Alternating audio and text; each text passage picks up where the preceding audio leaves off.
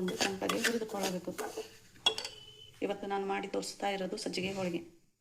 1 bowl ರವಕ್ಕೆ 2.5 bowl ನೀರು.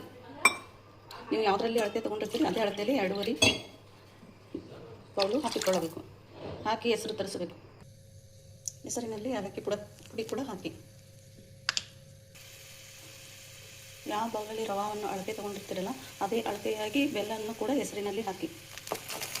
1 bowl ತೊಗೊಂಡಿದ್ರೆ 1 bowl ಬೆಲ್ಲ ಹಾಕಿ, ನಂತರ ಮೇಲೆ ಒಂದು ಸ್ವಲ್ಪ ಬೆಲ್ಲ ಹಾಕಿ.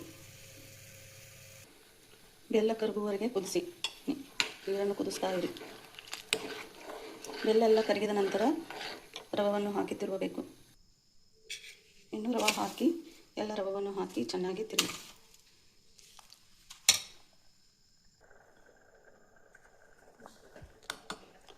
ರವೆ ಎಲ್ಲ ಹಾಕಿ ತಿರುಗಿಡಿ. ಇದರಲ್ಲಿ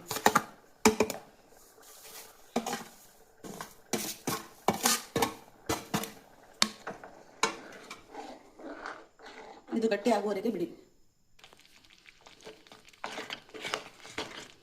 ನಾನು ಸಾವಯವ ಬೆಲ್ಲ ಹಾಕಿದ್ದೇನೆ, ಅದಕ್ಕೆ ಕಲರ್ ಹೀಗೆ ಬಂದಿದೆ. ಗಟ್ಟಿ ಆಗುವವರೆಗೆ ತಿರುಗಿ. ಮೇಲೆ ಮುಚ್ಚಿ ಬೇಯಿಸಬೇಕು.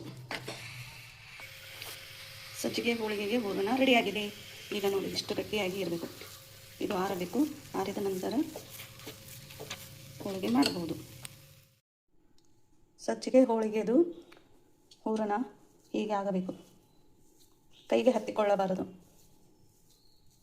ಪರ್ಫೆಕ್ಟ್.